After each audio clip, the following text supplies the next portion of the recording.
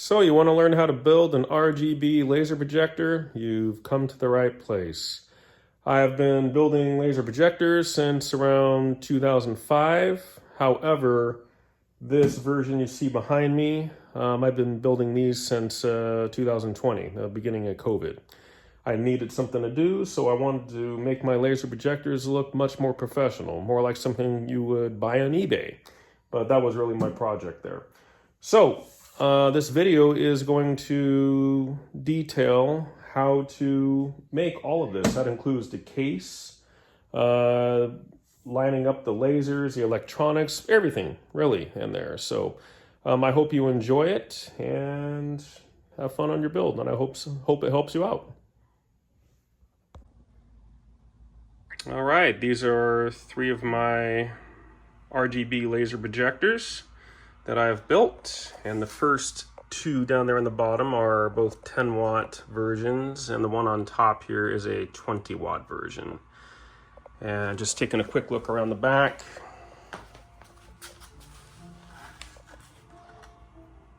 You can see they all look pretty identical on there. And what I'm going to do is build 2 more of these things. So let's take a look inside real quick.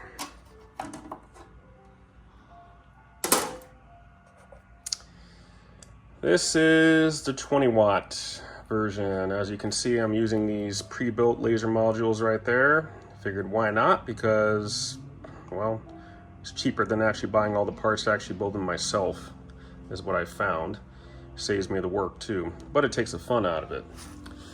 But you just want to take a look in there. You can see there's the cooling fans up against those heat sinks I have there. Those are actually 3 heat sinks.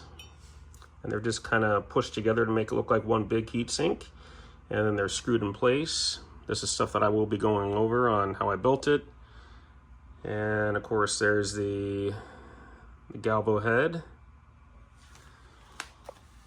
And there's the X and Y driver for the galvos. And the various electronics inside there. It's a 12 volt, 30 amp power supply there. There's the laser power supply over there. And there's the laser driver down underneath there, as well as some relays that I put in here. That's for safety. And the actual power supply for the laser galvos, you can't really see it, but it's way down in there. I kind of had to hide it. Had to get creative to find a place. But anyways, this is the laser I'm going to be building again, and I'll show you how to do it. So what we need to do is we need to make the corners of the case, and the way we're going to do that is by taking this extruded aluminum and we're going to machine it a little bit to fit the aluminum plate on here, which will be the sides. This is 1.62 millimeter thick anodized aluminum plate. So the intention is that once it's connected together, it's not going to leave like a metal edge like that on there. A metal edge will be exposed. So what we do is we take the milling machine and we machine it down by 1.62 millimeters on there. So once it fits in there, it looks more like that.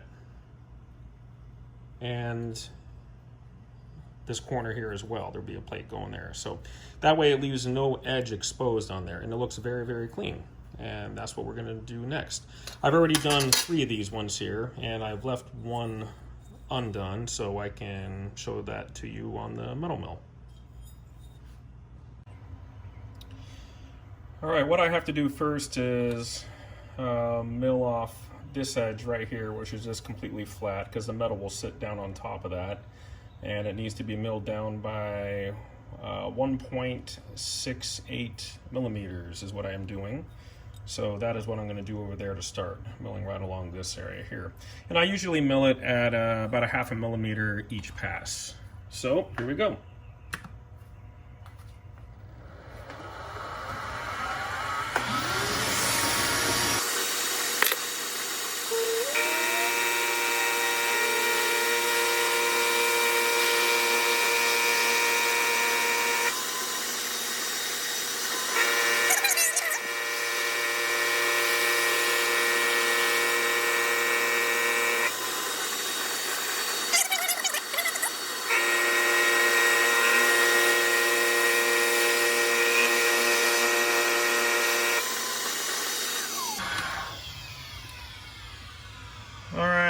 next I have to mill this side right here. And as you can see, there's a little bit of a gap left over to make the corner. It turns out that that little area is about 3 millimeters wide on there, and it's just enough to make a corner, basically is all I need, so it doesn't leave any metal exposed when I assemble the box on there. So that's what I'm gonna do next, and that will involve the use of a caliper to know exactly where to set everything on there. So.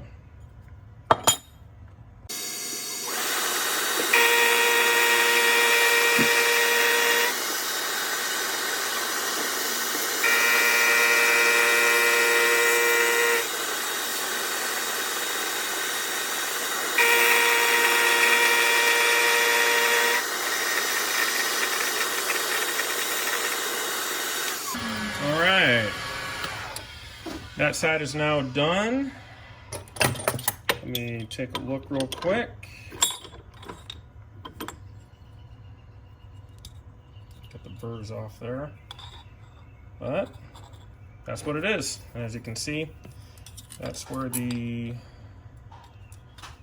edge will go like that. And looks pretty good. Just got to do this side now, and then I'm all done with it. Then I can start assembling them onto the actual base plate of the metal box. One problem after you finish milling these is you will have an imperfect edge as far as when you join the metal pieces together. And the way to fix that is to color it. Color it with a black marker. So it goes from something like this to something like this on there. That way you can't tell if there's any like mismatching or if like the metal is not perfectly joined up on there. So that's how we do it. And what I use is this acrylic marker on there. Just put it on there, let it dry. Works perfect. Okay, so I have the laser cover in front removed on there so we can measure and see everything. So what I'm starting to build right now is the laser table itself right there. So of course that's in two pieces because this is the cold and that is the hot section right there. And right in between there is some thermoelectric coolers in there. There's 4 of them. So anyways, what I'm doing is I'm cutting this piece right now. This is 265 millimeters by 120 millimeters. And then I'm going to drill the holes that'll mount these 3 heat sinks on there to it. And then of course I will build a second plate to go on top on there for the laser itself on there, which will be exactly the same dimensions. And this will be where the heat sinks sit. So the first one, the second one, the third one right there. And that is what I'm getting ready to cut. All right, so here I am with that piece all ready to be cut and all jigged up. And this is the piece right here. This piece I'm just using as support for the clamps right there. But anyways, this is the piece that is going to be cut right here. Pretty much this corner right here is going to be the X0, Y0, Y plus going that way, X plus going that way. And what I'm going to do first is just drill those holes first, just right there. They're mainly because those 2 last ones are in the way and they're right where the holes need to be. These are the corner post holes. So anyways, I'll drill those first. And then I'm going to screw those down straight into the board on there, and eventually I will get the other one, remove the other clamps, get those ones cut, screw holes down in those ones as well, and then I can remove all the clamps as I start to drill all the holes through there is the idea. So that is what I'm doing next.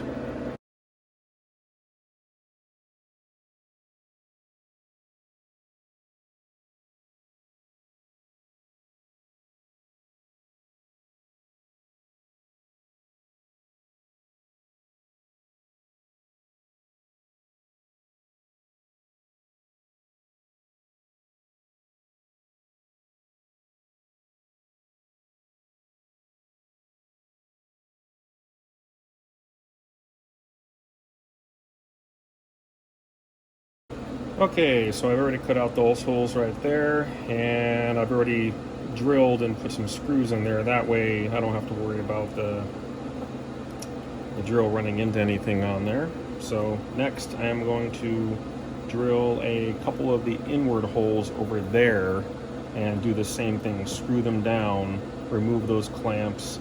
Then I think I can pretty much remove all the clamps after that. I just want to get about at least 4 screws in there supporting it, and then I'll finish every single hole. So that's what we're doing next.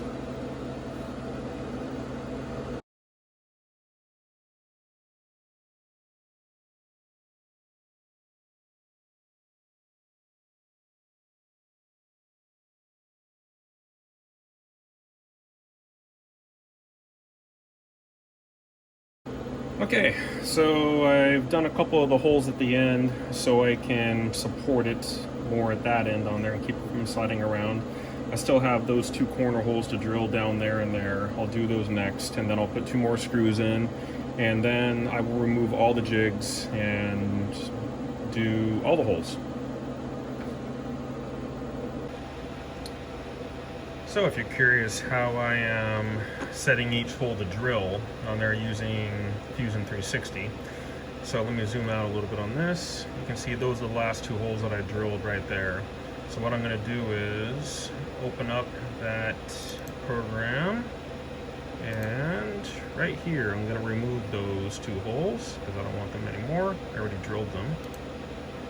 Remove.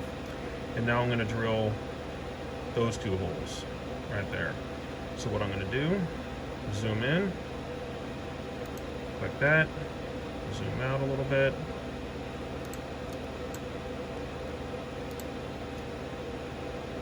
do that one there. As you can see there, they popped up right there where it says closed chain. I'm going to okay that. I'm going to zoom out a little bit. You can now see how it looks like there is a drill bit kind of simulating those areas.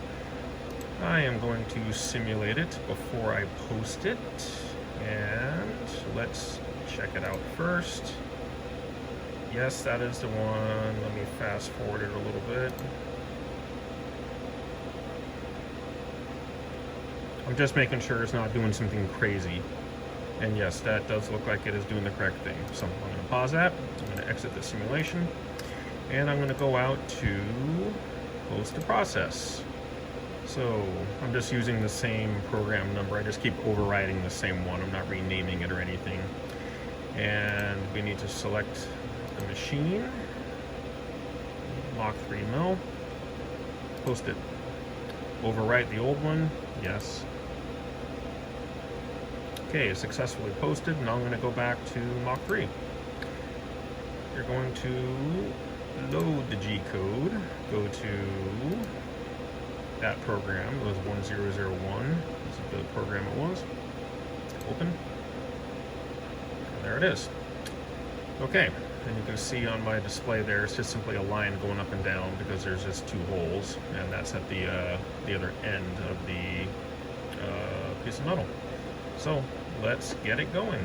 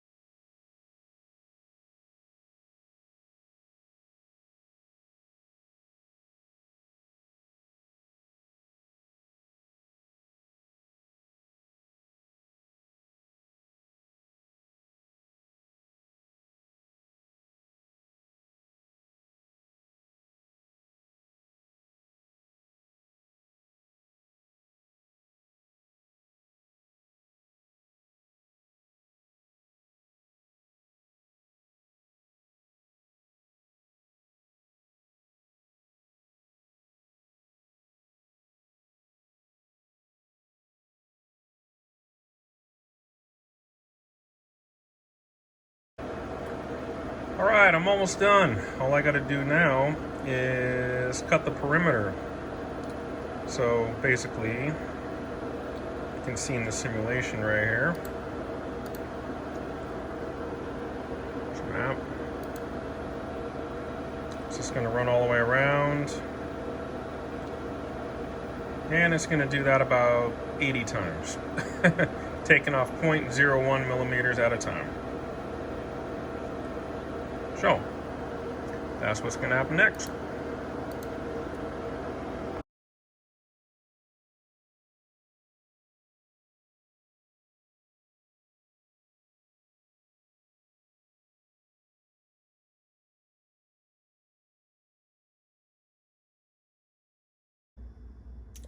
So here I am with the finished lower half of the laser table, the hot side where the thermoelectric coolers will attach to one side, and it will attach to the heat sinks on the other side via a bunch of screws. And these screws right here I'm using are M5 screws on there. They're low profile M5 screws, so they don't dig into the heatsink too much. So on this part, I got to be careful because this is the part that faces outside the laser on there that everyone sees. That's where the exhaust air goes. And we want to try to make sure we scratch it up and make it look like we dragged it along concrete. So that is the next step. So here's the heat sinks just sitting on top of the metal. They're not screwed down or anything. But what we need to do is make sure that they are perfectly positioned. So what I've determined is that there's 28.5 millimeters per side. And once I got that measured out very carefully, I took the Sharpie pen, drew down each side on there, did that, and then carefully remove 2 of them. And then I drew another line down this one, because this is going to be the very first one that I position. And if I don't get that one right, then of course all the other 2 will not line up correctly. So what I'm going to do next is I'm going to clamp this down and so it doesn't move, and then drill it from the other side. So what I am doing now is just positioning the clamped heat sink on there and just setting the other 2 against it to make sure that there is no twists, that everything lines up right on the edge. Because remember, I need one good side to actually face outside of the laser on there. You don't want heat sinks to be misaligned and it just kind of looks ugly on there. So that's all I'm doing, is just kind of checking the lip right there to make sure that it's uniform and making sure that everything squares up. So right now everything looks good. As soon as I drill holes in it, could move around, so we're gonna try our best. So here's how I've settled on doing it so I can get a good angle on the drill. Of course, doing it from straight up underneath, that wasn't really gonna work. So that's what I'm doing next, and I gotta do my best to try to get that drill centered into those holes, because if you don't, things will move around.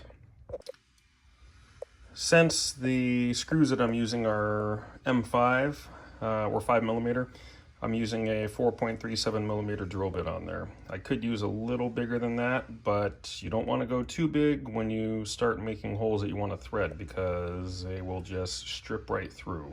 So you got to start off small, and that's what I'm using. Okay. So make sure you got a really sharp drill bit, because you don't want it to walk around, so you can get those holes centered as much as you can. So here we go.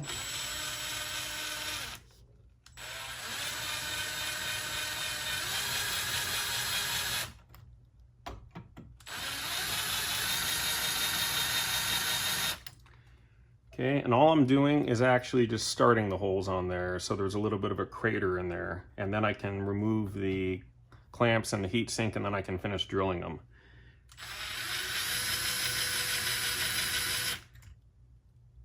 Perfect.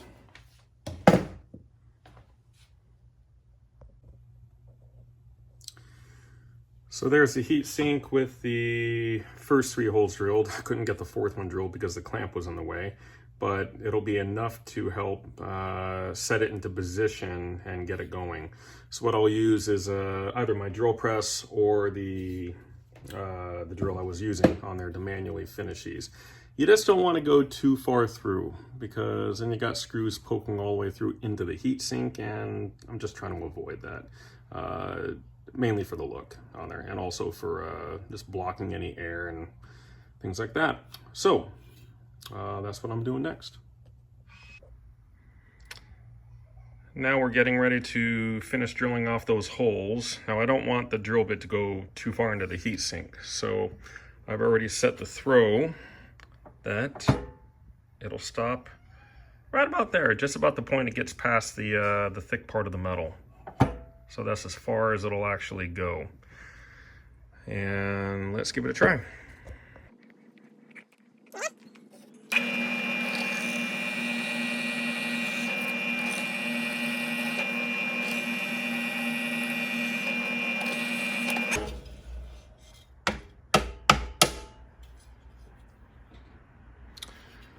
There we go.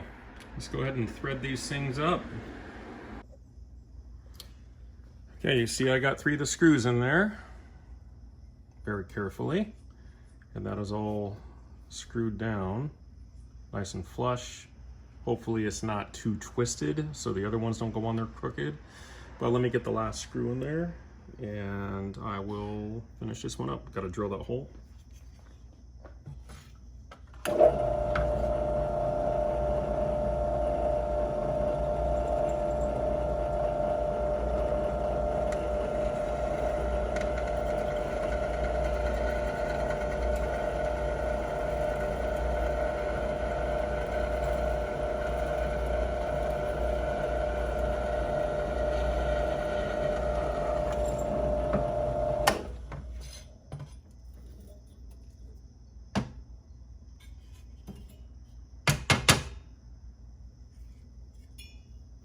Okay, there that is. Now I just got to go thread it and put the screw into it. By the way, when I thread that thing, since it's such a shallow hole, I'm only doing like maybe 3 turns with the die on there when I'm threading it. There's not very much room. And then I just used a screw to thread it the rest of the way. And since it's aluminum, it's pretty easy to thread on there, so without stripping it out. And it's a pretty thick screw, so the screw does most of the work. So here I am with the 2 other heat sinks just clamped on there. Well, mainly the 3rd one on there. The one in there is just kind of sitting in there with very little force. But I'm trying to get them all lined up to the edge, because remember, one side will be facing the front of the laser, the other side will be at the back, and this is never perfect on there. So I'm trying to make one side perfect and put the air on the other side. So this side here, there's just a little extra lip there, maybe about like a 1/2 millimeter on there. Still not bad, but over here there's like maybe a 1/10 millimeter air on there, and that's where I'm going to try to keep it. So let me start some holes here and see how it turns out. So I only started doing the holes for the middle one on there, not for the top one, because you don't want to accumulate air is what you don't want to do. And I've done that lots of times in the past, thinking I could just get it through it all in one shot. But the upper one here, I still need to drill the holes in that one, so I'll leave it out. But the good news is that this one is ready to drill. So let's take it over to the drill press.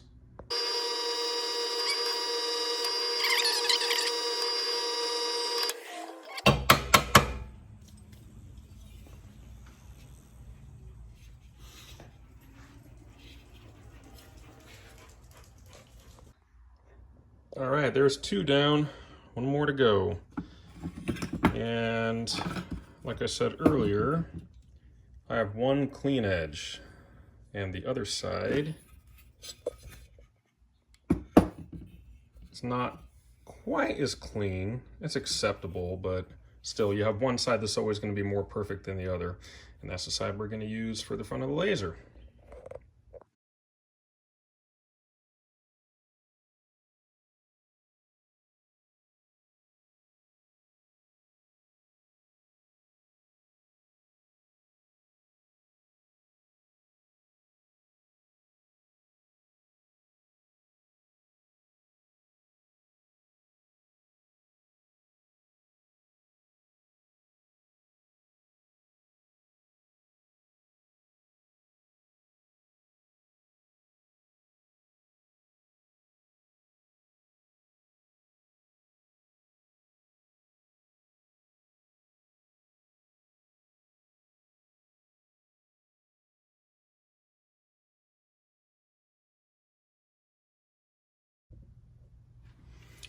So here we are, all mounted, all finished. You can see those screws are all nice and countersunk. Nothing stripped, believe it or not. I almost always have a bolt that's going to strip inside one of these heat sinks because it's only aluminum.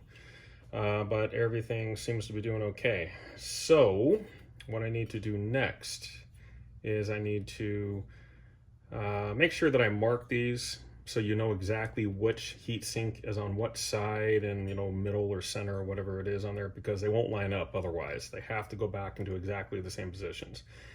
And the next thing I got to do is, once I remove them, I need to put thermal paste on there for the conductivity to this, so it gets a nice thermal conductivity, and screw it back together, clean it up, and that's it.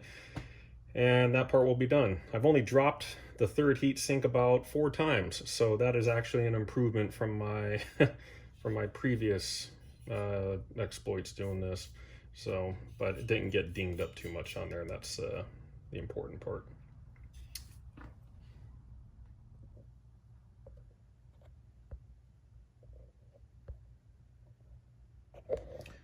All right, let's get a good view here. So, I have one of the heat sinks removed right now, ready to put some thermal grease on it. And for those of you that have not used thermal grease, it's greasy, it gets everywhere. And using like some Clorox wipes or alcohol wipes usually cleans it up pretty good, but it just gets everywhere, so be careful. So what I'm going to do, I'll just show you on the first one. I'm going to start smearing it all over this first one.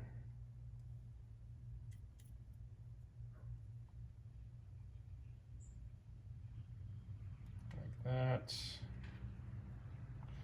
Once you start screwing it in, the grease will start to spread out and should pretty much cover the whole area. But just try to get a nice thin layer on there.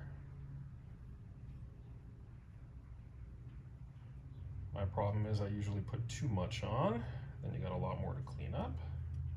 So try to use what you got and just spread it around.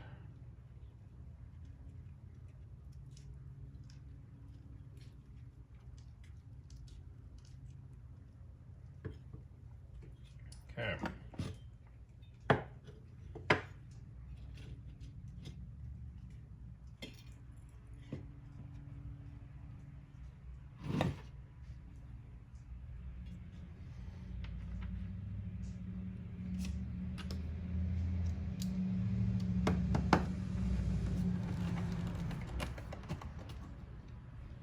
That one. Let's get this one. Those are not tightened down completely yet. I'm going to torque them down here all in a moment. That one's here. Because the grease is already starting to squirt out. Okay. Now let's start torquing it.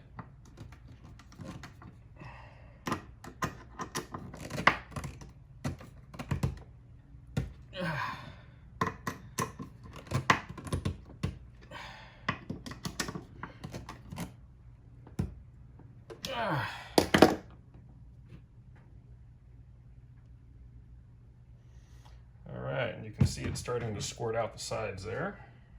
And we will let it, and we'll probably torque it down just a little bit more. So that's what I'm going to do for the other two on there.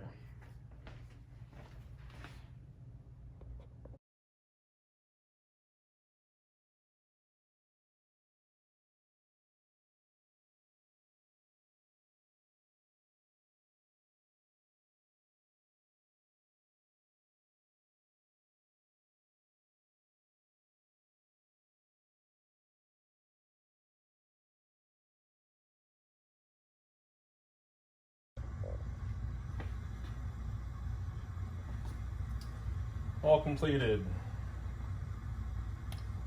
It's got thermal grease in there.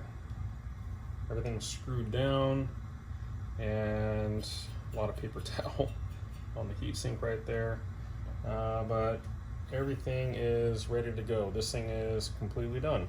Now I'm on to the next part. The next part is going to be the legs on there. I'll be using some of that, some of this stuff, you know, the T-slot aluminum on there that they use, like, you know, for building your own machines on there. But I'm going to cut out some legs right there, and there will be the fans down here, which will be attached to a carbon fiber plate, which will be cut out to the same dimensions on there. And that's what I'll be doing next.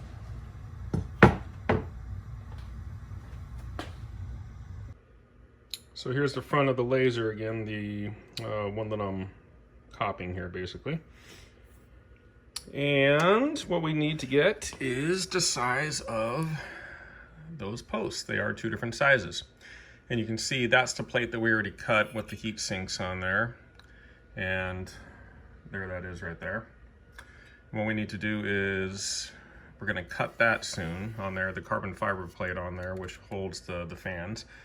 And we need to cut these ones on the table saw. So we're looking right around, let's see if I get that there, maybe 38 to 39 for that one. And we're talking about maybe 29 for that one. Okay, so I cut these pieces out on the table saw. These are the upper and the lower pieces for the laser module table. Like, for example, that one would go right there. So I got 4 of those. And then the upper one is just a little smaller on there, so you can see that would fit in there, on there for that upper one. The upper one is 30 millimeters and the lower one is 39 millimeters is what I stuck with. And the way I cut that was by using a table saw. And here's my aluminum. And I used some jigs, so you can actually see how I cut this one there. That goes up on the corner right there, and then you would place your metal right up against it right there, and then run it through. And then you get the same cut every single time. So I did that. By the way that is assembled inside there, from there to there with the carbon fiber in the middle, there is an M6 screw going through there. I thread locked it into one of them on there, then I screwed into the next. I cut the head off the screw so it goes straight through, and I'll be doing that shortly. But for now, I need to, this is one of the upper pieces, I need to thread this out to M6 size, and that's what I'm about to do with this. This is about a 5.5 millimeter drill bit, and after I do that, I will start threading it with the die. Okay, so I've threaded the upper legs right there, and I've temporarily just put these in here just to see how well they fit. I mean, there's still going to be the other half that goes on top of this and sandwiches in the thermoelectric coolers. But anyways, this just gives you an idea how it looks. And then of course I still got to cut out the carbon fiber plate. And once that's cut out, those will go like that with the carbon fiber in the middle. The fan will go underneath there on the carbon fiber plate, just like you see right there.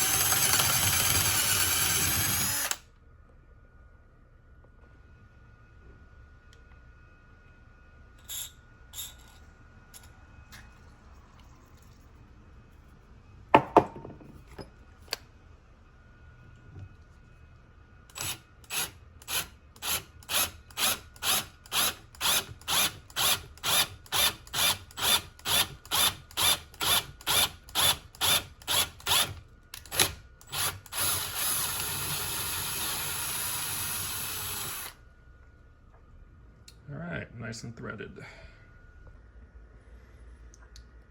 All right, the lower sections are all threaded, as you can see. Threaded both sides. So, what I need to do now is I need to run that over the grinder a little bit and sand those down, because when you thread these, they tend to flange outward a little bit, and then it won't be very flush. So I got to do a little bit of that, and I'll be back. All right, here is the cooling fan mount that goes underneath the heat sinks. It's all ready to go. And those dimensions you see there, the outer dimensions, are the same size as that metal plate. It's 265 by 120. This is going to be cut out on carbon fiber. And you can see there's my sheet of carbon fiber up there I'm going to cut out. And I'm going to start just by cutting those holes, and then once those holes are cut right there, I'll screw the plate down. So here we go.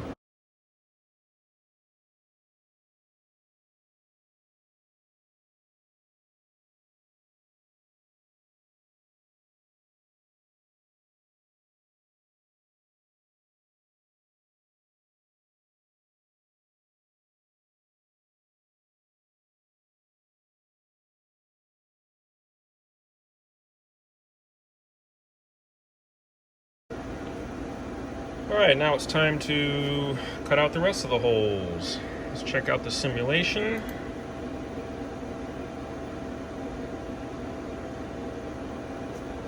That looks correct.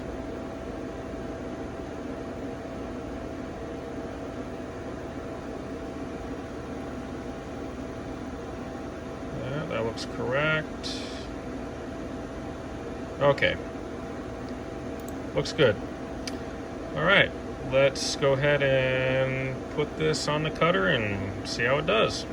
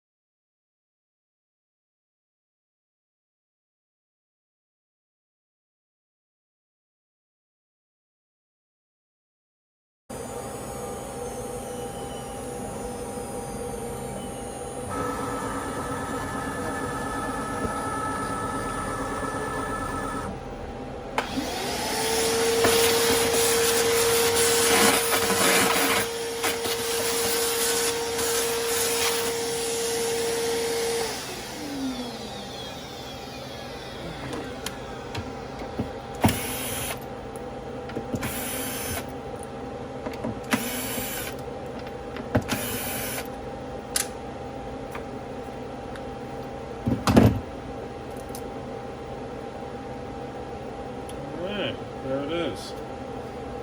I need to run some sandpaper around the edges there just to help clean it up on there, because it always leaves some burrs. But that's it. Get this off.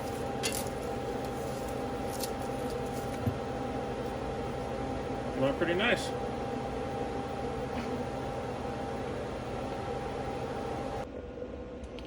So here it is, all sanded. Like, I ran some light sandpaper over the edges so I don't get carbon fiber splinters on there, so it's pretty smooth now.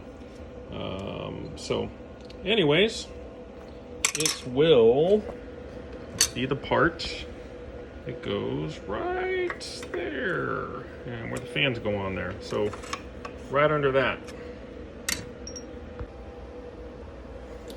So there's the idea. The fans will actually mount up onto the carbon fiber right there.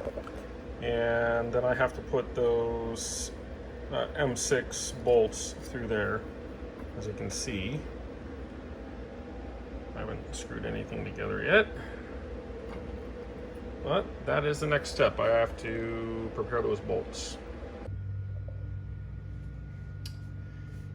Okay, these fans have been threaded with an M5 thread, and that would allow me to put in some small little recessed M5 screws, as you can see, right there.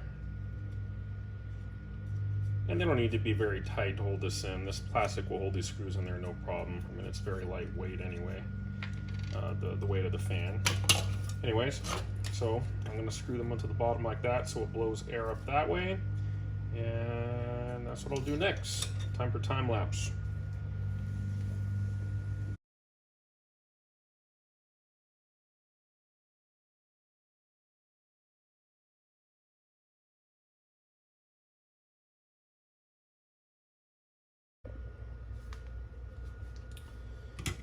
Okay, so there's the fans.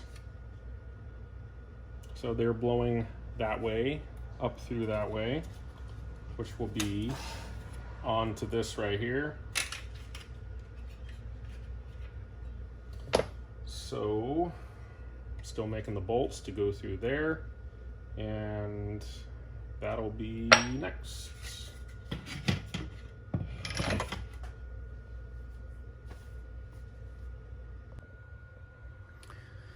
Okay, so those bolts that will go through there, I don't need the heads on them because it's going to go into 2 of those posts on there. So I need to cut the heads off 4 of these things here via the hacksaw.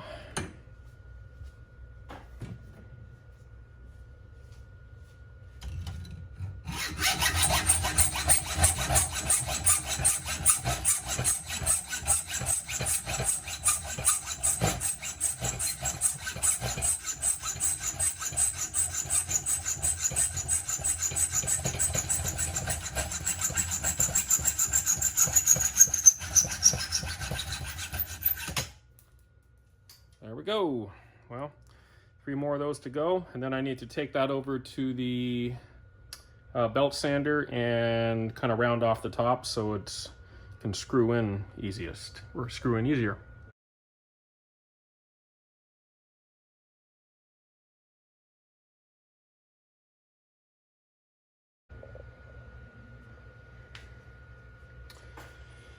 Okay, so we got 4 of these done. See, I cut the heads off the screw, rounded it out on the grinder, the belt sander. Okay, so now they need to be inserted into here so that they stick out a little bit and can be screwed through into that side there. Now the trick to getting these to hold, see, it's pretty loose in there. I mean, it screws pretty nicely, but it won't just stay. So what you can do, take another screw, put it in from the other side, maybe about, yeah, pretty much all the way. And that will, and we'll just do that temporarily.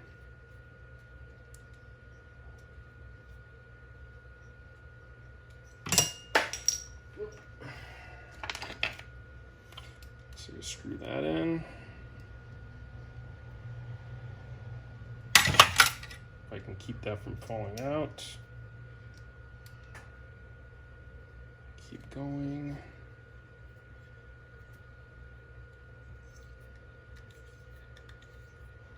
Just where the thread isn't finished, you can feel that inside there. It's getting easier though. Okay, so that's all the way in there.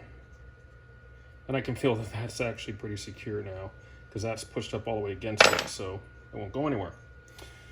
Okay, then what we do is we put this on top of there, put one in, start screwing it in.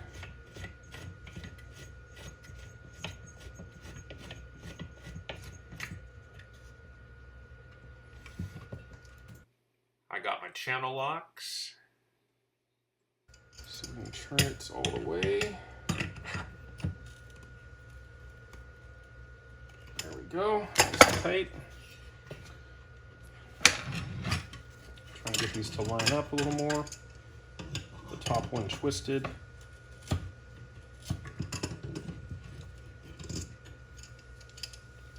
There we go. Okay, so that's how it's done and how it will look. And you can see I chewed into the metal because I wasn't being very smart with the vice grips.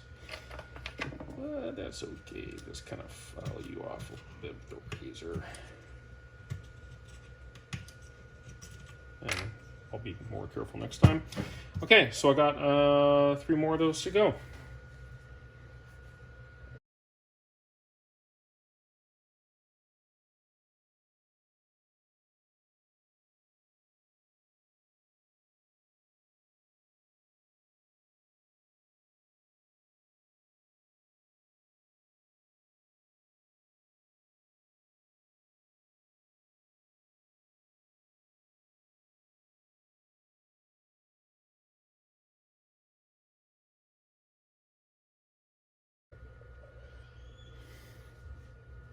And here we are.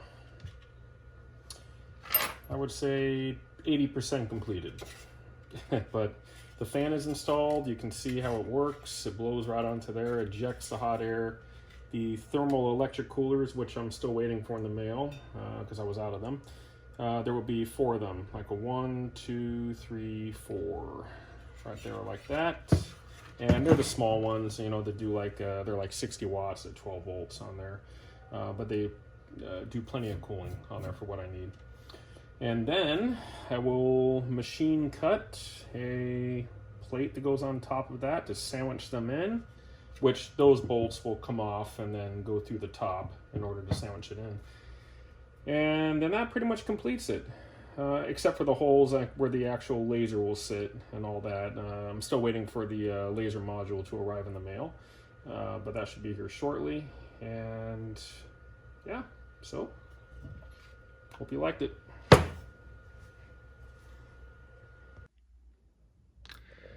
So here is the general layout of the laser module, Galvo, and Galvo drivers. On there, this is what I've settled on and how I'm going to put them. One change compared to my previous lasers is the fact that the 40K and the 50K, these are the 40K ones, and I do have a 50K as well. The drivers are bigger on there, so I can't put them the way I put them before. I used to put them side by side like that, but now you can see we'll go way off the board. So what I did was I had to move the laser Galvo in from there to there and just put the driver behind it. And I think that'll work just fine. The laser itself is an RGB 3-watt red, 3-watt green, and 4-watt blue. In reality, it's about 3.5 watts of green, 3.5 watts of red, and about 5.5 watts of blue is what it does. So they're very good. This is the 5th one I've actually bought from the same guy, Tech Hood, and, on eBay. However, this one is damaged. It is very misaligned. The beams are actually very misaligned. And the green laser is outputting only about half the power it normally does. And the red laser is also a little underpowered too. So I'm sending it back on there. I can't take that. I did open it up and take a look inside of it. It looks like the mirrors were just epoxied in the wrong position on there is all it was on there, which I could fix, but they're underpowered and I'm not going to mess with that anymore. I'm going to have them fix it or send me a new one. But anyway, since I have it here, this is the way it'll basically look. I need to cut the upper plate, the cooling plate that it'll sit on, and I'm going to map out, measure where all the holes are so I know where they'll be drilled down on there, and transfer that to Fusion 360. So here's a working laser. Everything is wired up just temporarily, just proving that it can work basically. But everything is on. Everything is working. You can see there's my ILDA, the DB25 input on there. And there's a laser driver. And there is the power supply for the Galvo drivers, and there's the power supply for the laser drivers, right there. And then this guy over here, whoops, this guy right here is a 30 amp 12 volt power supply, which will run the cooling unit, the thermal electric coolers. Now I am recycling my base plate from an old laser. This one right here. And you can see there's a bunch of holes in it already, but That's just what I'm going to have to use on there because I don't want to have to buy a new one. Fortunately, it's cut to exactly the dimensions that I needed it, 14 by 12 inches on there. So I am now putting this into Fusion 360 to put in the hole cut pattern that I will need in there, but I'm getting some precise measurements from it first on there, so you can see how I'm doing that.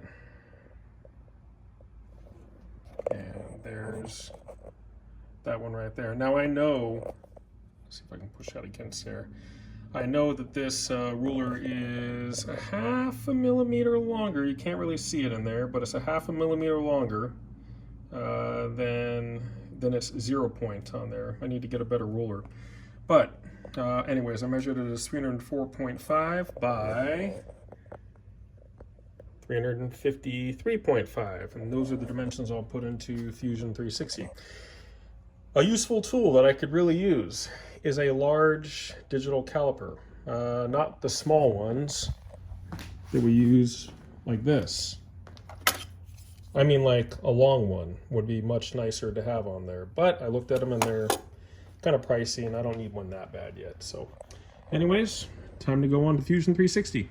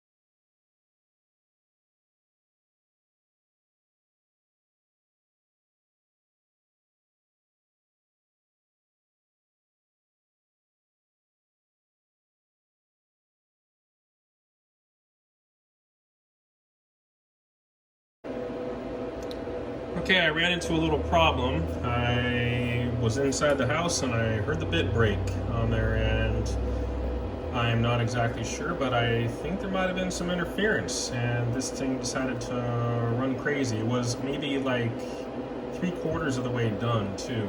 So you can see, like, you know, the plate that has been cutting out, and it's nearly done. But anyways, bit snapped, there it is right there.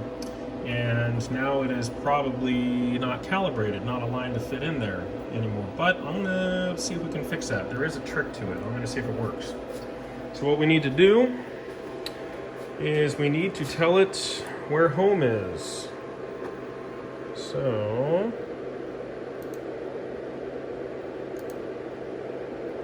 let's move this down a little bit. Okay. Here it goes. Reference home.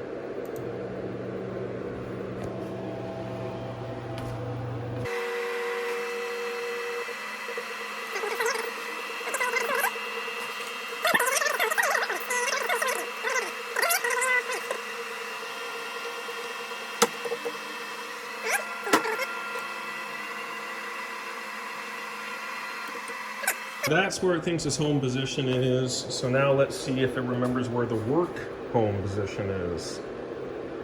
There it is.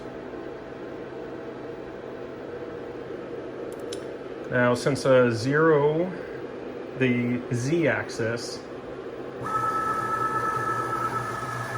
The Z-axis does not needs to be reset because I put in a whole new drill bit and it doesn't know how high it's going to be. So I'm just going to call that 0 for now. I'm going to 0 that out. As you can see, Z0. Okay, and now let's go to reference. No, go to 0.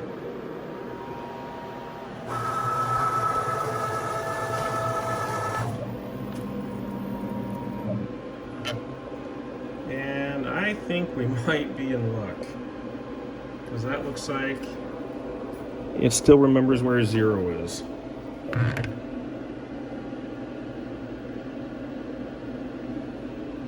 Sure looks like it anyway.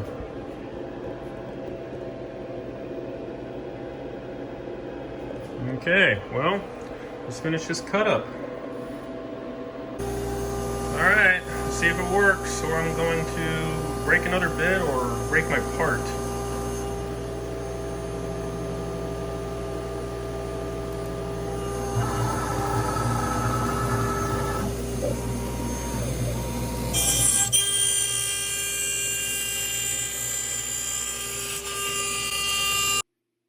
I'm freezing the frame here because what I did not see, you probably did see, was that there was a piece of drill bit still stuck in the metal, and that new drill bit is about to run over it. So I did not see it, and here's the result. Oh! Yeah.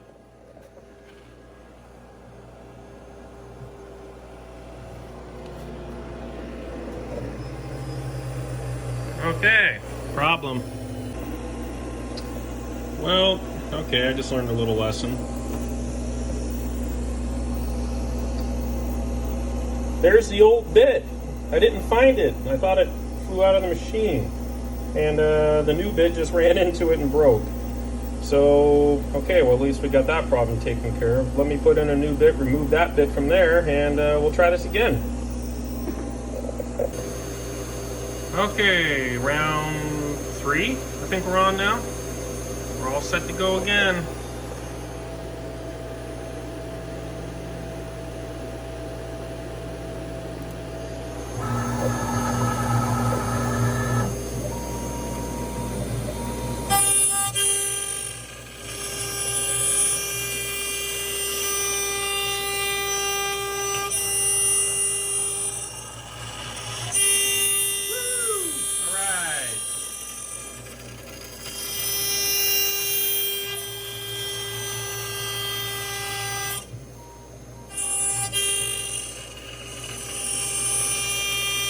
Time lapse.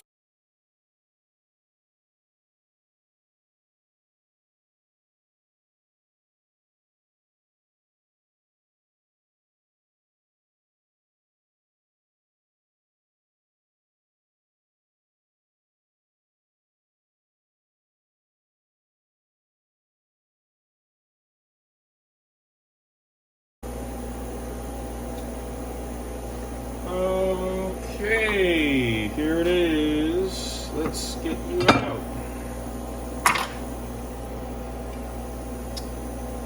Gotta take this and go clean it off. But I think this thing came out pretty nice. Hopefully it fits and I didn't make a mistake.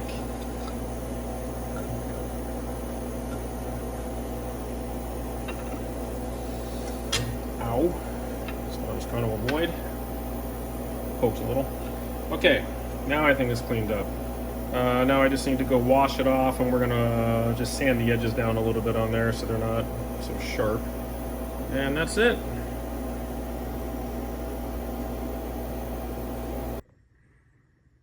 Okay, so it's all degreased. I already checked the fit on there. So far, most of the holes fit, although I won't fully know until I screw it all together. But take a look.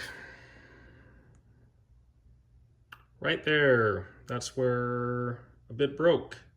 And look at that one. I'm not sure if that's where the Second one broke. I'm not even sure what happened there. Or maybe it just got thrown off on there because it skipped a couple steps after the first bit broke on there. But anyways, I'm going to put those on the back side anyway, so you don't really see those. But that's what we do, try to hide our mistakes, right? All right, next thing I'm going to do is I'm going to thread those holes right there. Those are where this is where the laser drivers go, or the galvo drivers, and then there's 4 holes here that'll be for the actual laser head itself. All right, I'm just laying some of the thermoelectric cooler elements out. This is what it will look like.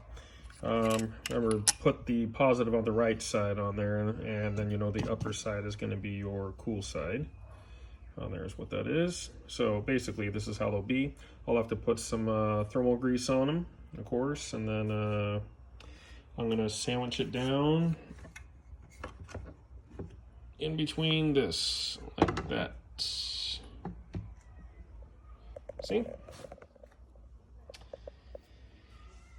And that's what we're gonna do. I'll come back. Okay, here it is, all thermal greased up on both sides, and you can see the positive wires are on the right, which means the upper side is cool, so we don't want to mess that up. And now I'm going to sandwich that to it, and I'll come back. All right, I just sat it down. It's not screwed on or anything. You can see the screws are still missing. So I want them to put in right now.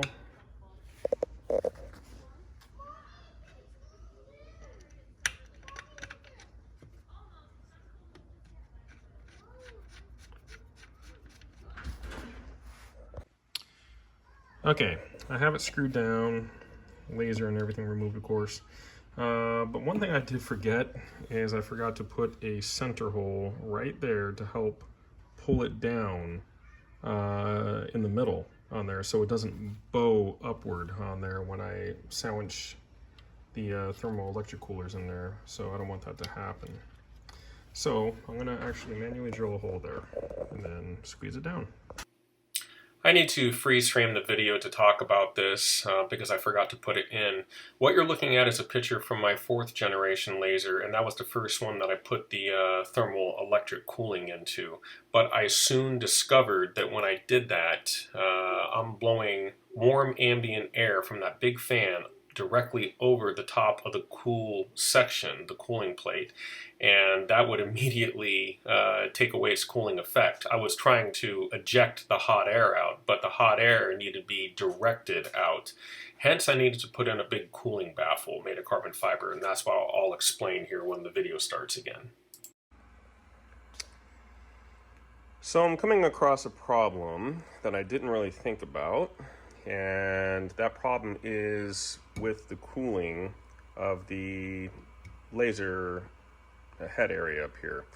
The thermoelectric coolers on there work very, very well. I've already tested it on there, and the problem is that when I have the unit all enclosed up, and this is actually sending hot air, the air from the outside, which is ambient temperature, over the cooler table, well, all those thermoelectric coolers do is just exchange heat, and you're blowing more heat over the cool area. And through a test, I realized that it raises the temperature significantly, and it really takes away its ability to cool. So what you want is not to have any extra ambient air being blown over that area. So what I'm going to do is I'm going to put a carbon fiber baffle. I'm going to cut one out, and it's going to just cover up that area right there, and the bottom will still be open here, so any hot air can actually be ejected out that direction. But that's what I'm going to try. I hope it works, but I'll see what happens. So last night I milled out the top plate right here, the cover, the skin right there, and came out pretty good. But now I still got to do the sides, all 4 sides. And here is that piece right over here, where all 4 sides are going to come out of it. That's just the black anodized aluminum. It's got that protective film on it. On the other side here, you can see I gridded it out on there so I know where to rip it with the table saw. And then I will put those pieces into the milling machine and actually cut out the sides. And that's what I'm going to do next. Okay, all the pieces have been rough cut out and ready to be milled. You're looking at one of the side pieces right there. And here is the front and the back piece. And there is the other side piece, all ready to be milled. At least I'm getting it set up. One thing to note is that when you do your milling, make sure you put the outside, like the black part, the one that will be outside the case, put that down, the painted part. Because if you make a mistake and you can recover it, you don't want it to be on the side that'll be shown, you want it to be on the inside. So always cut it from the back side is what I learned. Okay, now we're looking at the side, one of the sides of the laser. Now we need to know what dimensions we need to mill on there. So of course I'm just using a big metal ruler here. And the size that I'm measuring on the top right here, just so you can see, is right about 351.5 millimeters.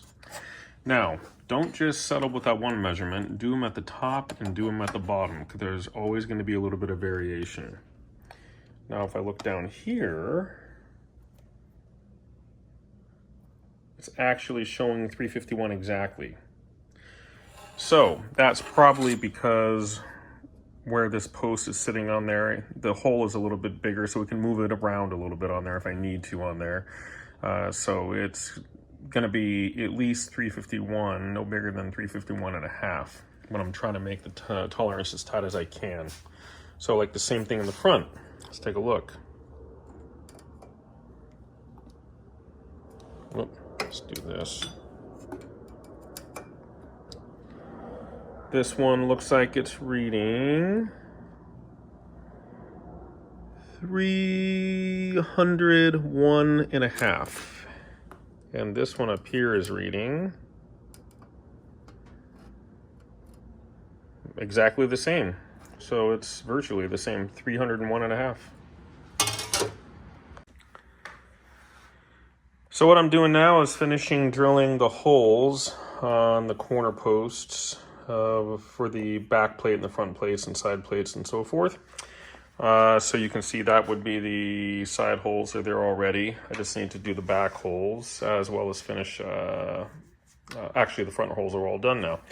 So that's what I'm finishing here. And then I'll start cutting the side plates or finishing the next side plate, just like that one. All right, it's all mounted and just gonna do 3 holes there, there, and there.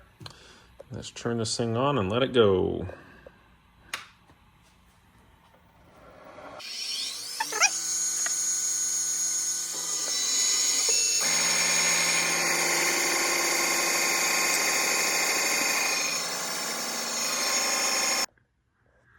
Of course, now we have to thread the holes, and these are 4.5 millimeter holes with a 5 millimeter thread.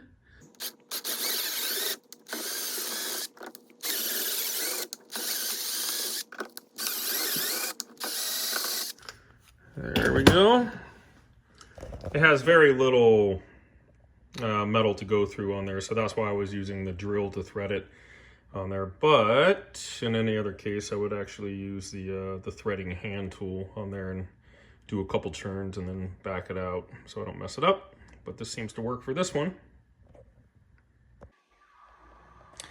Okay, what we're doing next is we are getting ready to mill the front plate on there. So we need to obviously cut out a couple holes. One of them is going to be the air vent right there for the heat sinks, the exhaust, which I already have done, mapped out anyway. And then of course the galvo, like where it's going to exit. Now in the past I've actually just kind of eyeballed it, and then I made my galvo aperture too big. So I need to measure it this time and make sure that it doesn't get too big on there, is what I'm trying to do. So first thing is we need to make sure that the exit is nice and square. So the height that it exits off the ground here, that's why I have my ruler right here, is the same height across the garage on there, so maybe about 10 feet away, just to make sure that it is exiting nice and level is what I'm looking for. It doesn't need to be perfect, but I like to get it as close as I can. And then we'll also do it laterally, left and right there. So the first thing is, let's turn it on. I'm going to give it a dot. Now, if you look across the way there, see there's the dot. And by the way, I have the laser on very low power right now. And there it is right there. Let's take the ruler.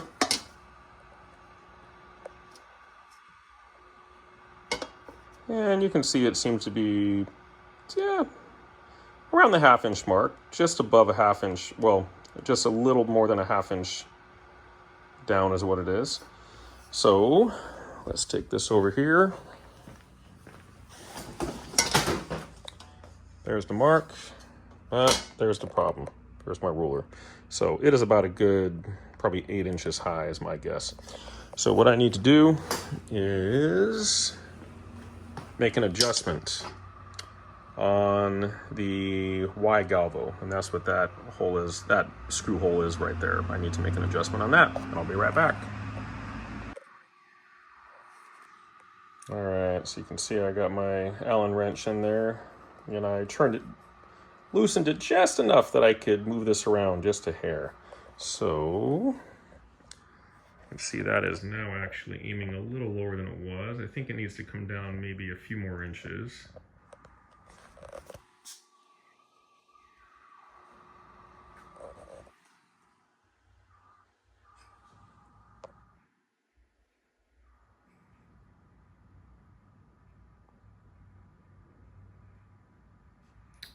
Maybe around there. Let's give that a try.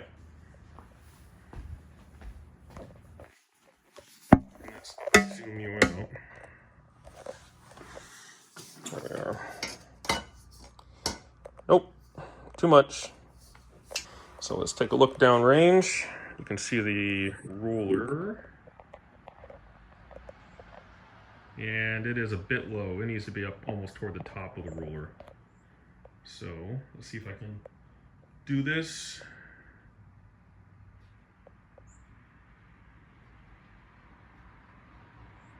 Right about there, that's perfect. Maybe a little lower.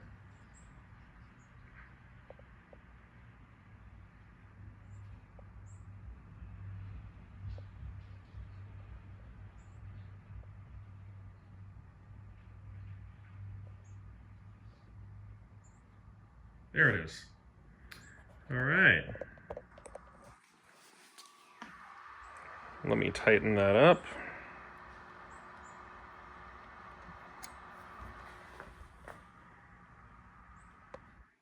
And you can see it drifted a little bit, but not much. It's maybe about an inch higher on there, but that is just fine.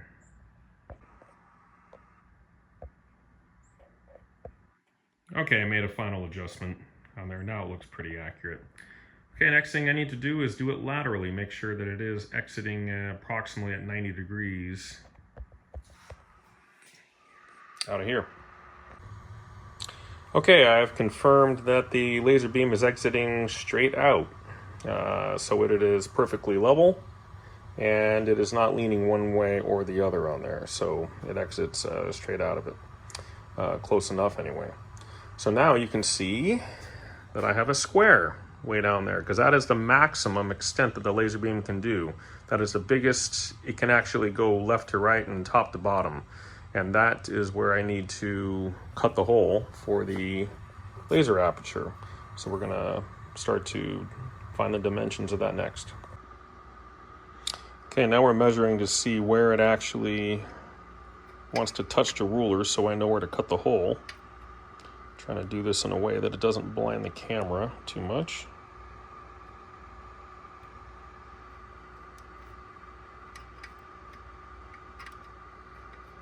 There it is.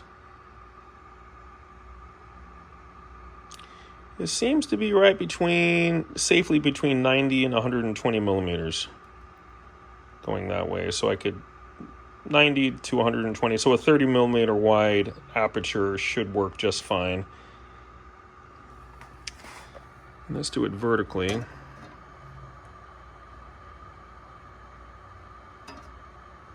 And vertically between 20 and 50, it looks like. So 20 millimeters to 50. So a 30 by 30 on there is what we're looking for. But I might make it just a couple millimeters wider just to make sure. But 30 by 30 should work. Well, here I am with the front plate all cut out and mounted. And it came out very well. All done via Fusion 360 and machining. All I have to do is make the mounts up here and the mount down there, which I have to do next, and the front plate should be done. Okay, one problem I'm noticing is the baffle that I put in here is just maybe a millimeter too wide on each side on there, because the metal itself on there, it's not perfect on there. It does actually bow a little bit on there. That was just inconsistency in the metal when I got it on there. But you can see it, how it actually bows a little bit. So when I push it back in, it's actually hitting that right there. So I'm actually gonna sand that down a little bit on both sides. Well, that was one of the most horrible jobs I've ever done on a belt sander.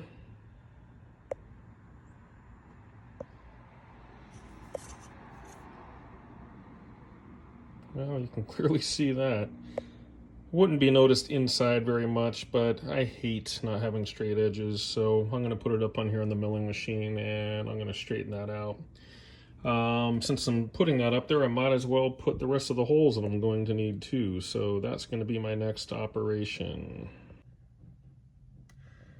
So I'm finishing up the final wiring here, at least on the baffle plate in the middle here. I still got to do the whole back panel.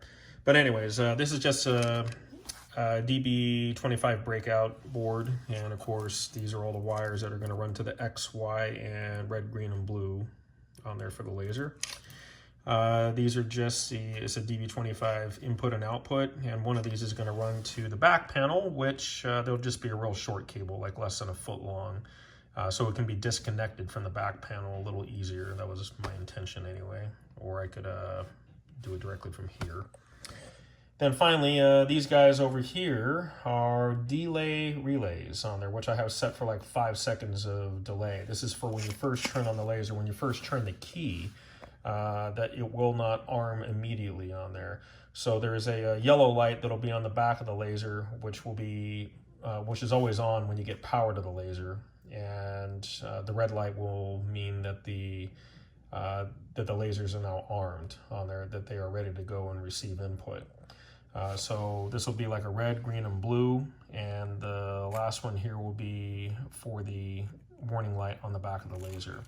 And the reason why I did not use one of those 4 relay boards on there that you can easily buy on Amazon is because they are programmable, but this one is not programmable, and it's just much more simple to use. So that's why I've been using these ones on there. You don't have to worry about much. All you have to do is just simply power them and make sure that the set screws are where you want them to be. And that's it. So, and this part over here, that is where the thermal electric cooler controller will actually go right there for the laser head. So that's what I'm doing now.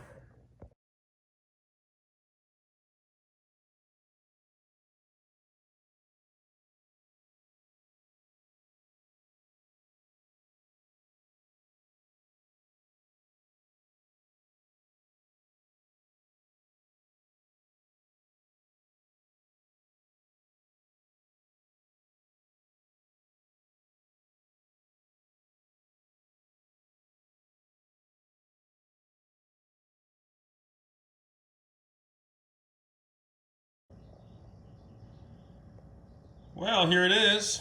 Looks pretty good. I checked all the holes, everything fits the way it should, except for one major mistake. You take a look on the bottom one, you see how the metal goes all the way down to the bottom? And that metal does not go all the way down to the bottom. See it? I machined it off the wrong part, and I shouldn't have done that. That was a $48 mistake. So when you're using any kind of AutoCAD software or Fusion 360, just make sure that you double check your work before you cut it. So anyways, I have a new sheet coming in the mail on there that I'm gonna have to cut out. So there it is.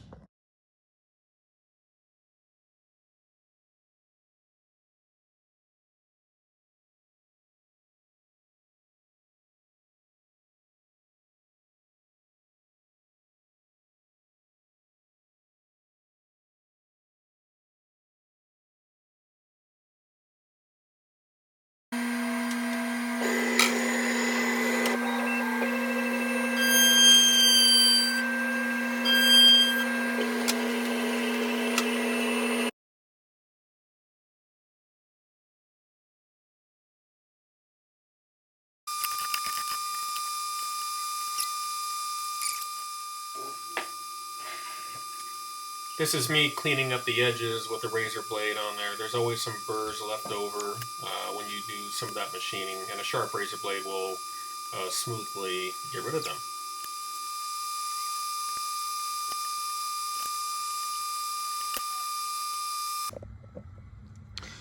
Okay, so let me show you here. This is the finished back plate.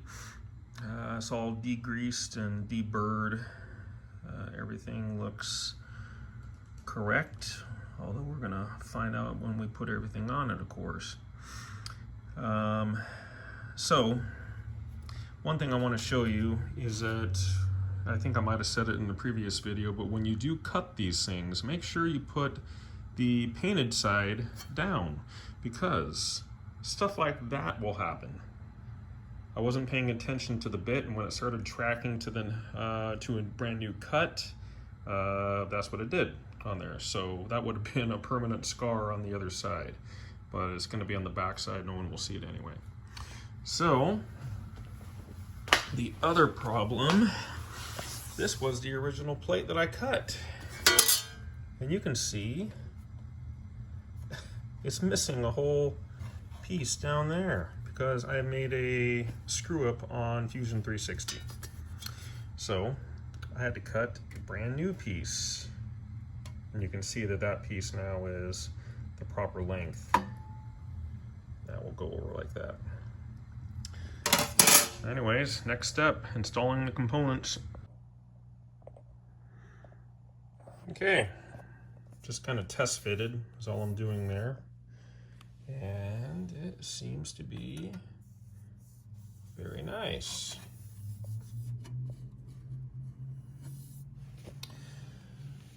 So I still need to cut the cross member that goes inside there, you know, that mounts all that together right there. And then I will start installing all the electronics, of course. But it is looking all right. Well, here is the back panel of the laser all completed. Just going through it. Of course, I got the 280mm fans and the PowerCon input and outputs right there. There's your ILDA inputs and outputs right there. The two switches right here, this one goes up and down, this one goes left and right. That one is actually the Y-axis reverse, that is the X-axis reverse. The yellow LED will turn on as soon as you apply power on there to just let you know that there is power on there, just warning. The interlock key, see if it's over there, will not allow any throughput through the laser modulation on there. It'll cut it off, and I'll show you how that part works later. But anyways, the red LED over there, as soon as you turn that on, it waits about 5 seconds on there, it delays 5 seconds, and then outputs the laser modulation, and the red light will turn on and let you know that it is active, and that laser output, you know, can go through. So that's how that works. Now let's turn it over. And you can see, of course, there's the two fans. There's your power con cables right there, and AC plugs right there. This right here is a DB20 breakout board on there, which basically remotes all the functions from inside the laser via this IDC cable right there, which I'll show you where that goes later, and sends them all out to here. Now this makes it incredibly easy to unplug the laser. All I got to do is unplug this on there to remove the back panel is what I mean. And that's it. And my past lasers on there, I had several plugs on there, and I didn't really like that design. So anyways, this is your DB25s or ILDA plugs on there. It was hard to find these in exactly the size that I needed, so I actually had to buy some ribbon cable and buy the plugs for it and crimping set and make one. Anyways, and there's an IDC 26 connector on there, which will go to another board inside the laser, which I'll show you.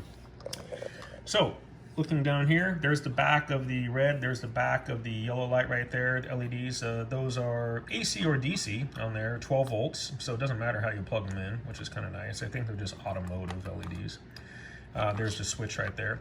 Those guys right there are the back of the X and the Y axis reverser switches on there. Now in the past, I actually used to run the X and Y out to a switch just like these on there, a double pole, double throw switch on there to cause the axis to reverse, and I would wire it so it would flip the signal around. But one problem I found with these is that they're not very stable, so the switch doesn't seat very well, and therefore you get a lot of electrical bounce, and the laser image will jump all over the place on there, and it just doesn't work very well. So the way I got rid of that problem was by handing that job over to a couple of relays.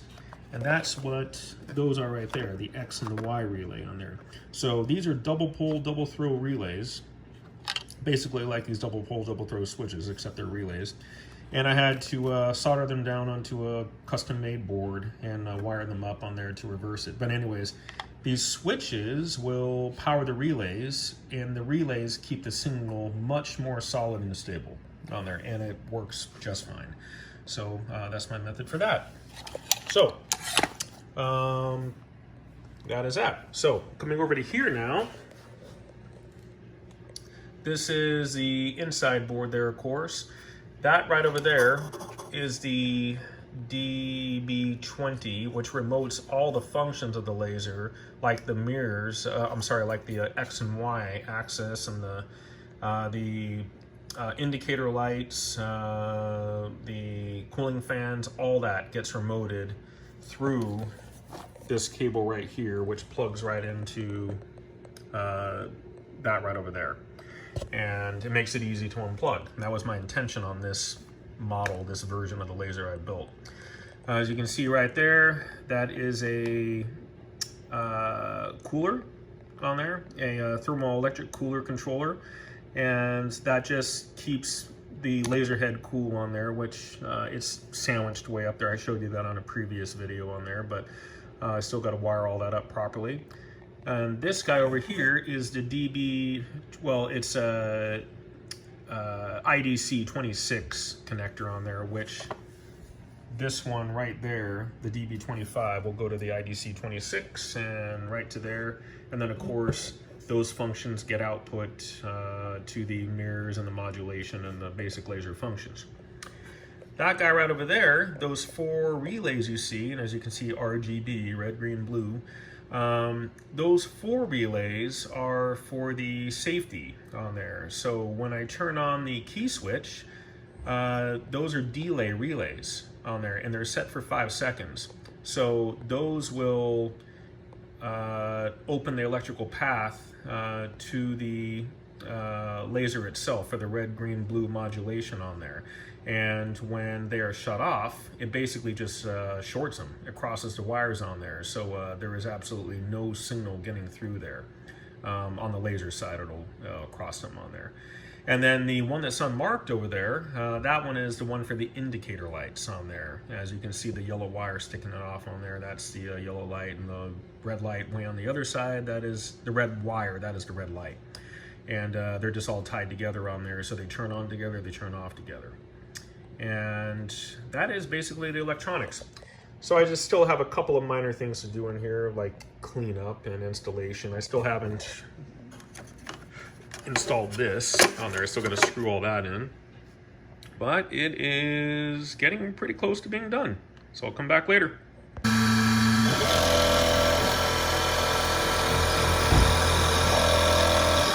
right, here it is, cutting the front brackets, the upper front bracket.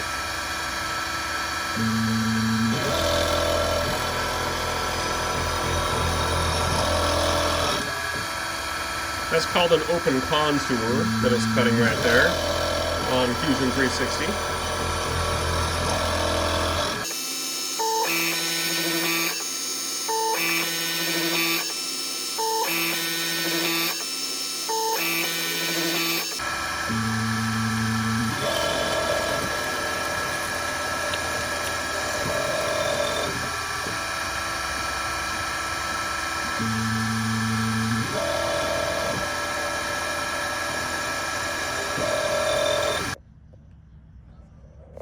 Okay, I'm just test fitting the bracket for the front right there, which will go up in there. You can see there's the laser scanner. There's my front piece. But I did discover a small problem which can be fixed. As that starts to slide back, it is hitting the Galvo driver board. So it sticks out just like maybe 1 millimeter, 2 millimeters. So yeah, it's hitting that circuit board right there is what it's doing. So I need to machine out a little notch on here. No big deal. Let's do that next. Okay, I'm about ready to make the next cut on that bracket up there. So what I'm going to be doing is cutting out this little section right in there and putting in a center hole right over there. This is the top where the laser base, where the top cover plate goes. So this is the piece that I designed, and I just need to post it. Let's go post, post, and overwrite. That is fine. Now let's go over to Mach 3. Let's go to load the G code, and there's that file. This is generating the toolpath. There it is. There's the toolpath right there. Okay, so here we go. Turn it on.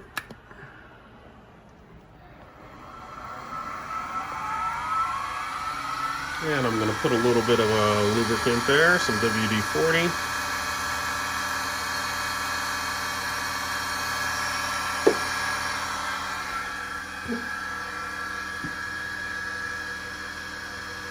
And start.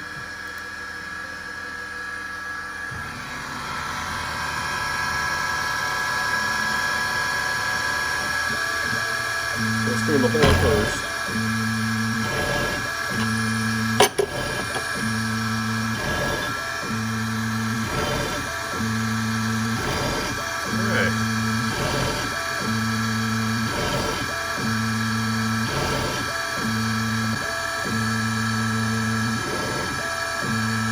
It's going to make the next cut.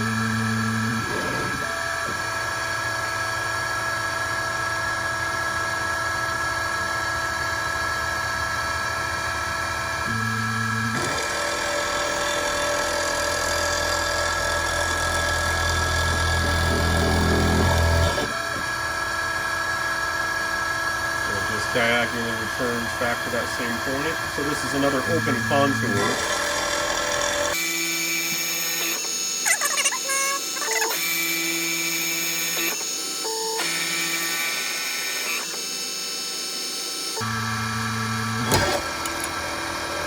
Kind of scared me there.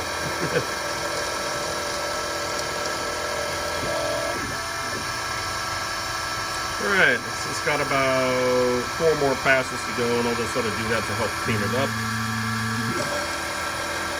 And then it'll be done. Okay, came out alright. Of course, I have to thread this hole.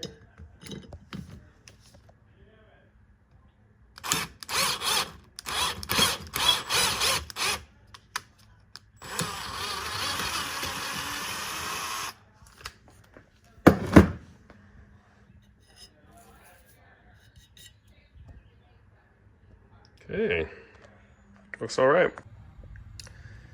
Okay, this part's all finished. Parts like this seem to take the longest to make on there when you have to mill them on 2 different sides and getting all the holes straight.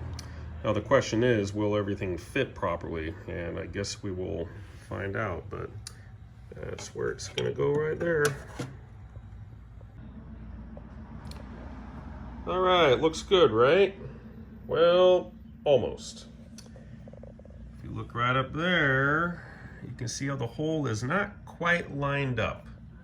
It's real close, but what I did was the outer hole right there, I did make that a little bit smaller than needed because I figured that at some point I was gonna have to drill it out. So what I'm gonna do is I'm going to drill, just simply drill that hole a little bit bigger so it has a little more wiggle room.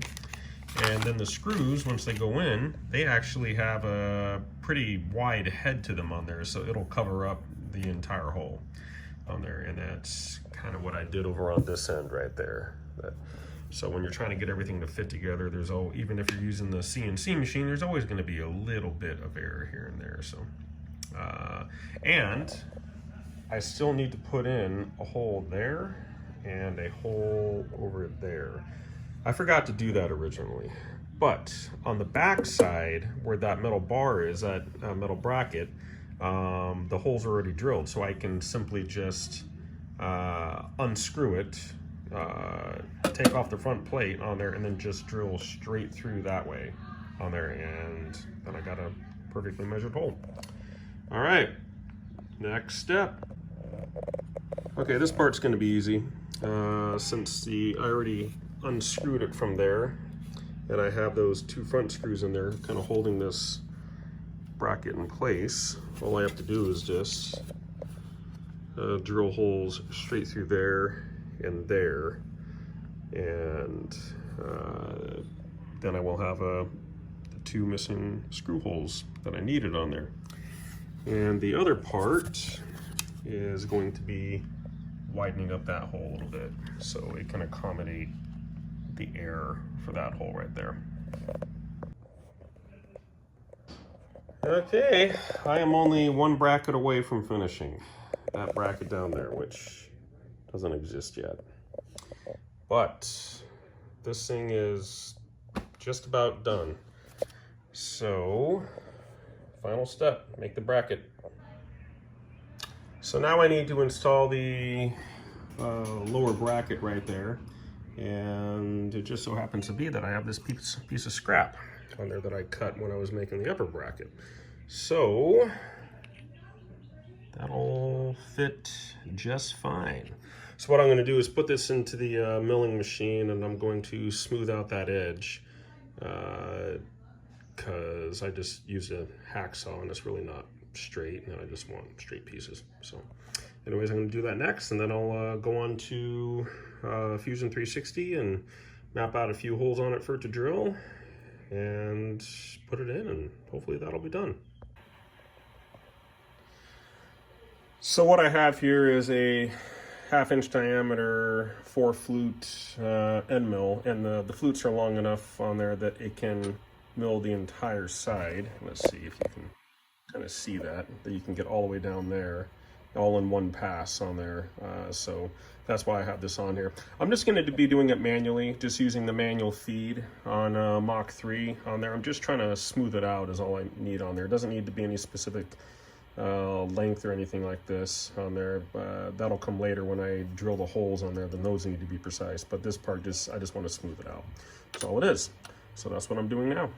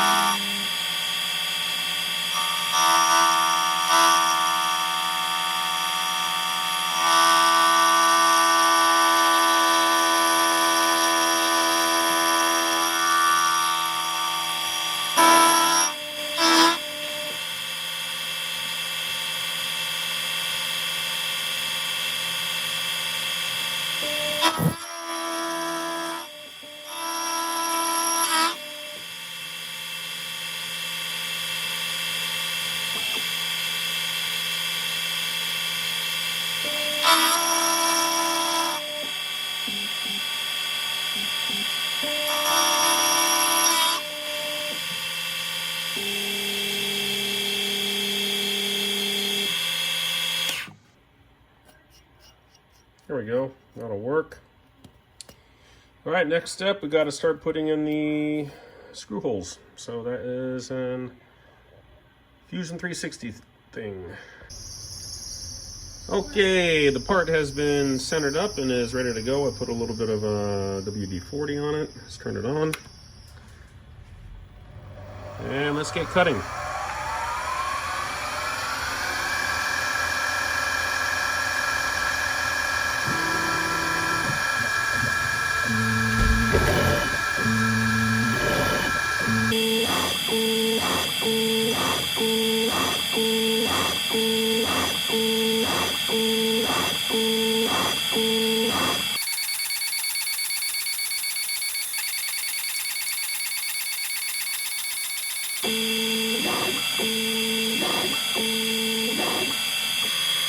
Okay, all completed. Let's see if it works. All right, let's go clean this up. Okay, the moment of truth. See if that works. Okay, let's screw this in. And I already did thread these holes here.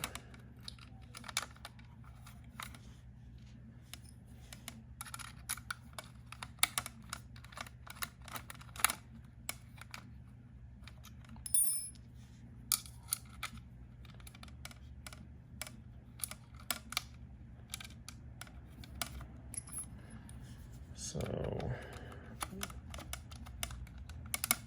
this part is correct. I'm going to leave them a little loose here for now. Okay, so let's see if there's enough clearance under there for the base plate of the laser. See if I can get that over there. And that should work.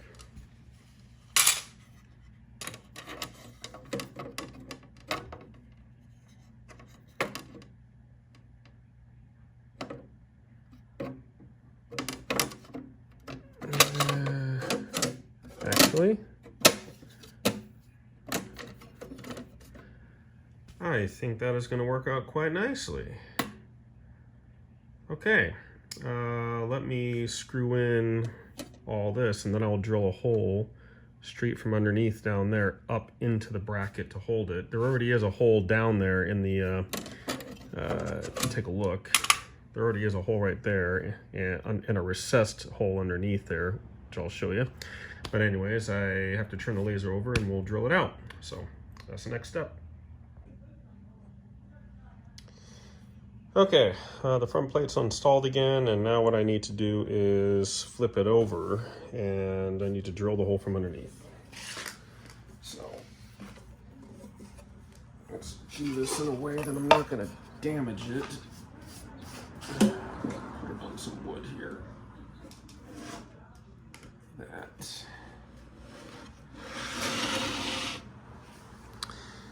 And there's the hole right there. So I need to drill that out, and it needs to be about 4.5 millimeters in order to get it threaded. So probably what I'll do is I'll just start it on here, and then I'll finish it up. I'll take it out and then finish it up. Okay, so this is a 4.37 millimeter drill bit. Now I'm not going to drill it all the way through and thread it right on the laser here because it just makes a mess inside, and it'd just be better for me to start it here, finish it up on the vise, screwing it through, and then threading it, cleaning it up so that way I can keep all the metal shreds out of the laser. Always trying to avoid that. So let's start it.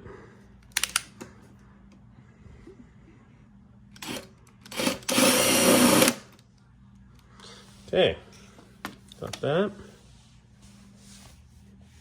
Now let's take off the front plate again and take the bracket out and finish it. Okay, screws have been removed.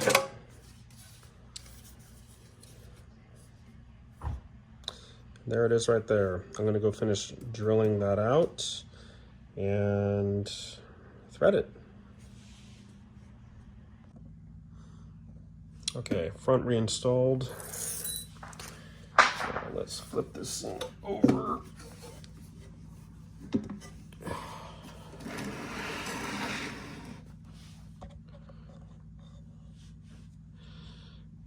And there it is. Hard to see, but it is nice and aligned. The screw, where the hole goes. So let's put that in.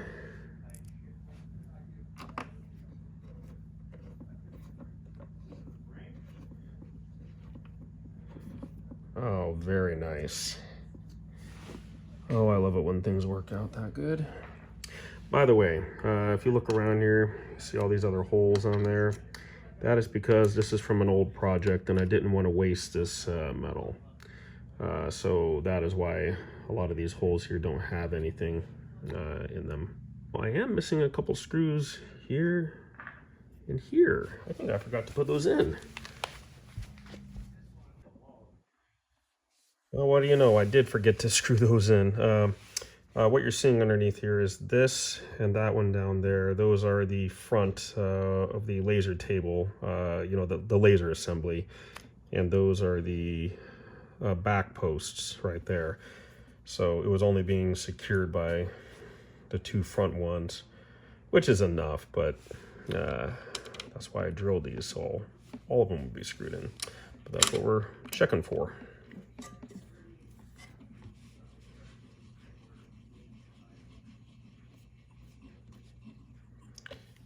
Very nice.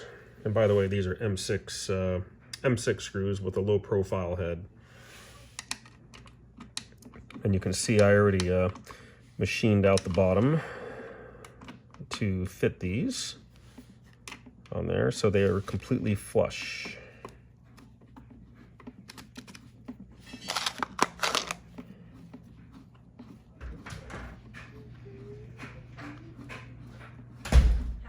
Hello.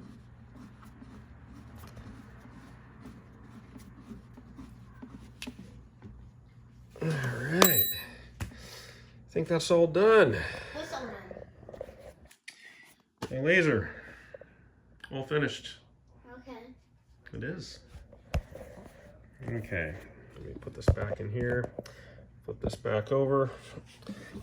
Yeah, there we go. And we are done, except for a couple of things.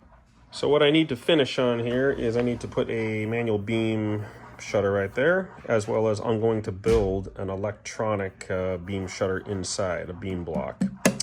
And that I'm going to do in another video, but this thing is basically done and I'm very happy. Next project. Woohoo! What do you think, Hannah? Yay! Okay, what I have here is the laser output window mounted on. How I did that, that is a piece of 3mm thick carbon fiber, which I cut out on the milling machine, of course. I just left about a 1/2 millimeter lip around the inside of that circle so I could sandwich the output window glass between that and the metal. So you can see it right there. I'm just trying to see the reflection. Anyways, it is anti-reflective coated for broadband, basically 400 to 700 nanometers. And it doesn't lose too much due to reflectivity on there, so I think it should be all right. But anyways, that's how I did that. And how did I get that on there is I glued that on, which I really didn't want to do, but I didn't want to screw it on either and make more screw holes. So I put a little dab of glue at each corner right there is what I did in order to hold it in. And that's where it is. Let's put it on. There it is with the laser output window mounted. You can see behind there. Really, all I need to do next on there is make some sort of a manual shutter to slide up and down on the front of that. And on another video, hopefully, or maybe soon, I need to make an actual mechanical, an electromagnetic shutter, an electric shutter that goes inside there as a beam block. So, anyways, looks pretty nice. Remember, just don't put your eyes there. I know. I know, it kind of feels like you're swimming through it, huh? I know.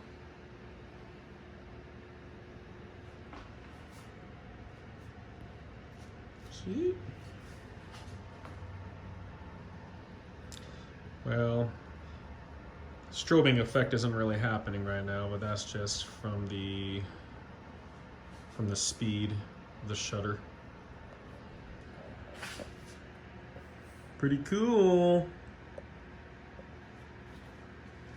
I know, it makes it look like you're swimming almost. There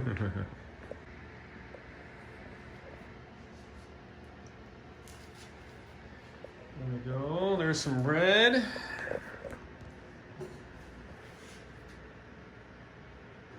About some green. There we go.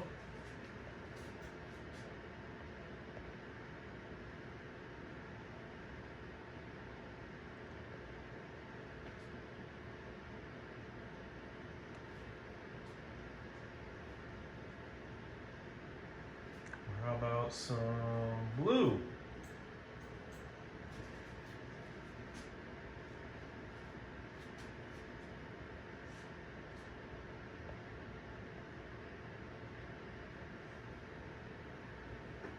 This is so cool. Or how about some green and blue? Is this teal? Teal. It looks like white blue. Kind of is. It's a greenish blue.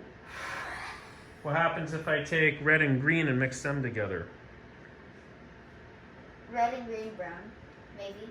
Okay. What? Hold on. So here's red. Here's what happens if I start adding green. Ready?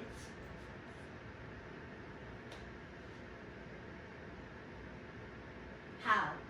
Wait, is that the color? Yeah, what color is that? Greenish yellow. Yeah, it's kind of a yellow. Should be yellow anyway, depending on how. Yeah, it's yellow. It's like, it is light green. But if I churn down the green a little bit, it might look a little more yellow. So like this. Yeah, it looks like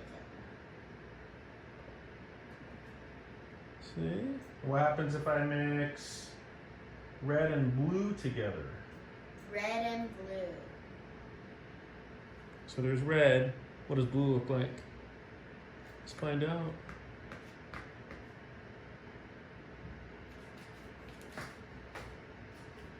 What color is that? Purple. Kind of purple.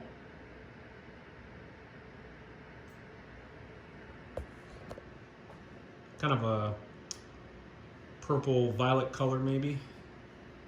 Oh